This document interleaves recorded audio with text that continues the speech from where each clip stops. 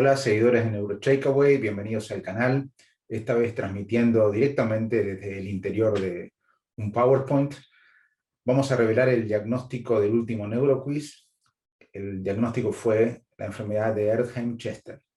Bueno, ¿y cómo se hizo el diagnóstico? Finalmente se procedió a una biopsia estereotáxica que demostró la presencia de linfocitos perivasculares y sobre todo lo más llamativo eran los histiocitos cargados de lípidos, llamados histiocitos espumosos.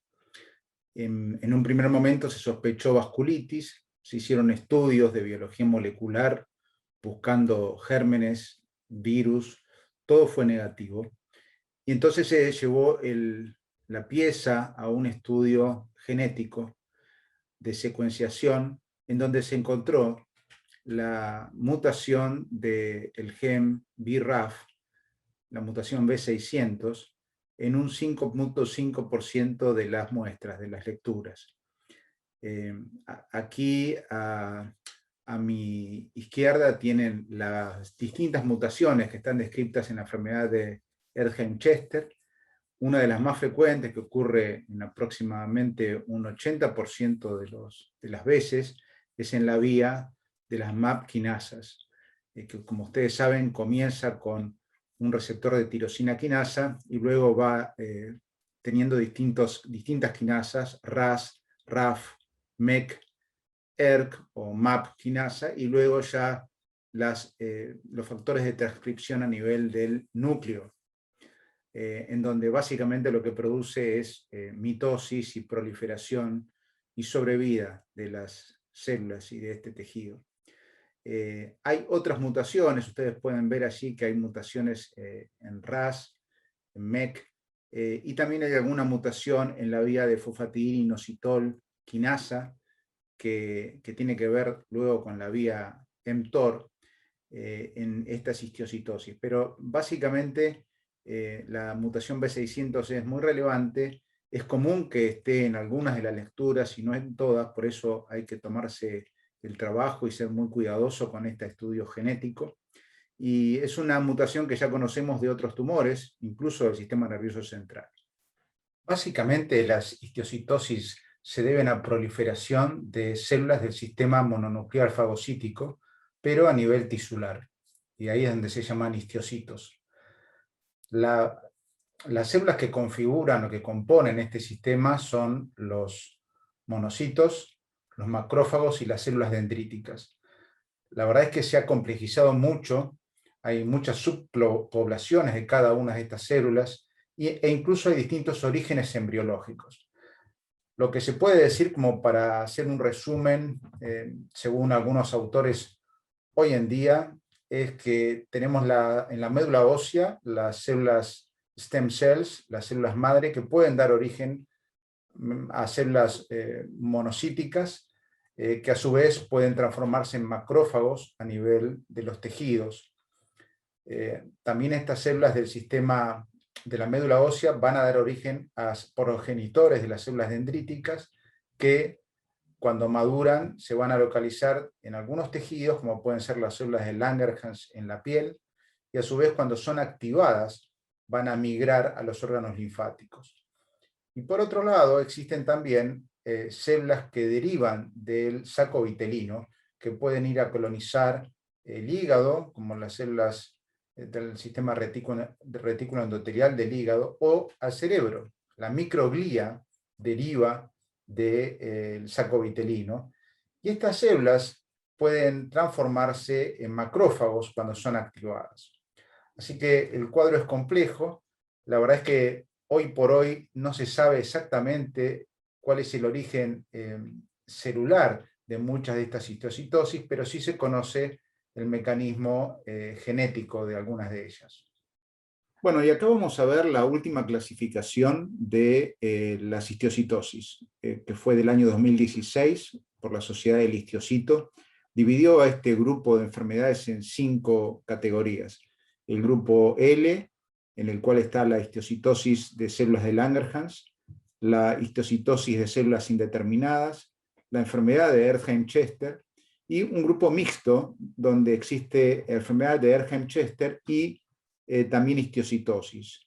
Más o menos en el 20% de los pacientes con Erdheim-Chester también hay histiocytosis, y esto es sumamente importante.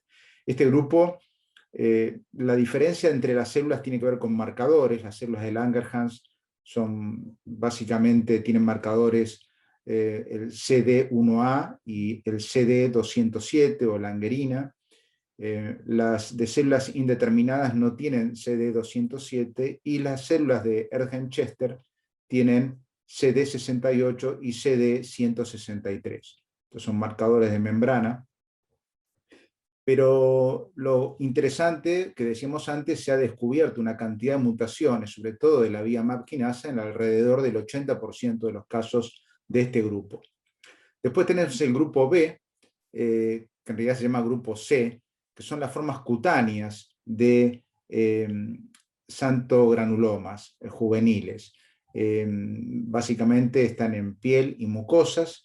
Después tenemos el grupo R, que es el de Rosaeff-Dorfman, otra enfermedad muy interesante que también puede afectar al sistema nervioso y de la cual podemos hablar otro día, donde sus células marcan para S100, hay a veces células multinucleadas de Touton, y es un grupo que también se relaciona de alguna manera con la enfermedad que produce IgG4.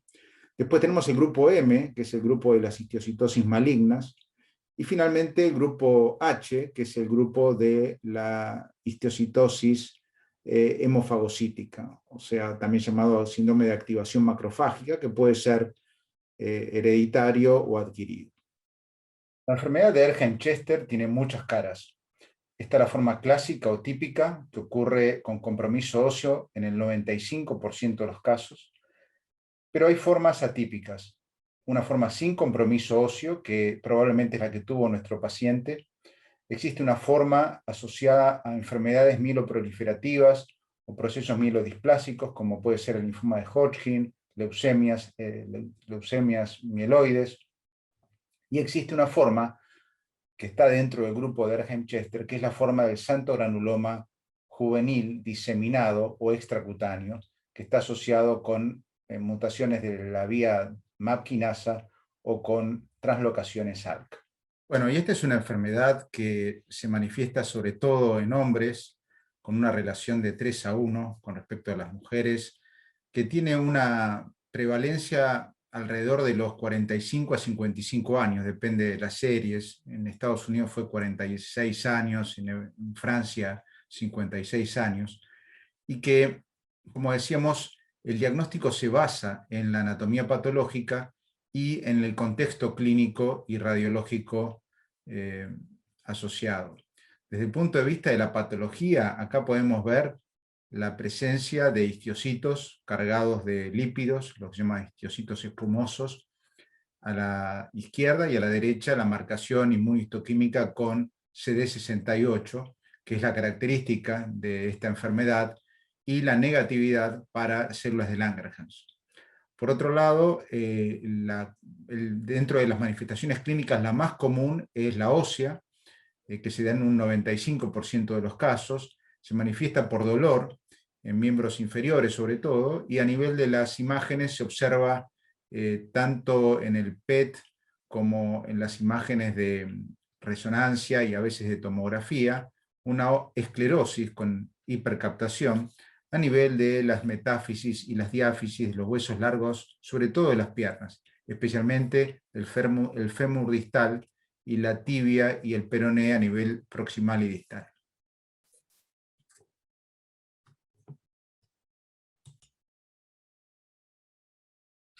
Bueno, Erdheim-Chester es una enfermedad que se manifiesta alrededor de los 50 años. La serie de Estados Unidos más grande reportó una media de 46 años y en Francia una media de 56 años. Se da un poco más frecuentemente en varones, con una relación de 3:1 con respecto a las mujeres, y el diagnóstico se realiza con la anatomía patológica apropiada en un contexto clínico radiológico pertinente. Desde el punto de vista de la anatomía patológica, acá tenemos una imagen clásica con la presencia en hematoxilina y eosina de los histocitos espumosos llenos de lípidos, y a nivel inmunohistoquímico la marcación es CD68, esa es la típica de estos histocitos, y la negatividad para los marcadores de las células de Langerhans, que ya los hablamos. A nivel clínico, la primera y la más frecuente manifestación es el dolor de las piernas, sobre todo alrededor del fémur distal y la tibia y el peroné, tanto proximal como distal. En las imágenes esto se va a manifestar con osteoesclerosis a nivel de las metáfisis y las diáfisis, y esto se puede ver muy bien en el PET con flúor de desoxiglucosa como una hipercaptación muy característica, simétrica, y ocasionalmente en la resonancia también se pueden observar lesiones. Esto ocurre en un 95% de los pacientes y es la forma clásica. Bueno, ¿y cuáles son otros síntomas que tiene esta enfermedad? Quizás el segundo compromiso a nivel histopatológico es el cardiovascular. Se da en casi la mitad de los casos, pero muchas veces es asintomático. Pero en las tomografías podemos observar en estos casos un compromiso de la grasa que rodea tanto al corazón como a la aorta, como un engrosamiento parietal que es un hallazgo.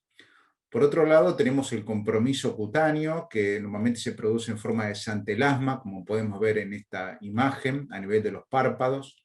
También tenemos la posibilidad de compromiso pulmonar, con un patrón en la tomografía micronodular en vidrio esmerilado con engrosamiento de septos, la presencia de fibrosis retroperitoneal, que se da también en un 30% de los casos, con la presencia de tejido fibroso alrededor de los riñones, en esa imagen tomográfica que se ha llamado riñones,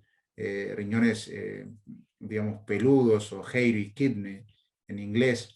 Y desde el punto de vista del compromiso del sistema nervioso central, se da en aproximadamente un 20 a 30% de los casos, y tiene, yo diría, tres grandes focos.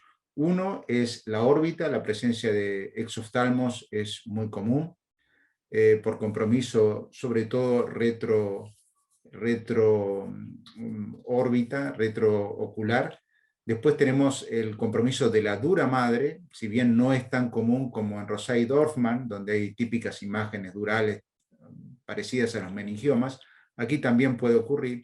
Y finalmente el compromiso que tuvo nuestro paciente, el compromiso intraparenquimatoso, que por algún motivo todavía no aclarado, se da mucho más en la fosa posterior a nivel del tronco y del cerebelo, y que puede presentar dos formas. Una es como la que tuvo nuestro paciente, con refuerzo con el contraste, con efecto de masa, y otra que es un cuadro degenerativo, parecido al cuadro neurodegenerativo de la histiocytosis de células de Langerhans.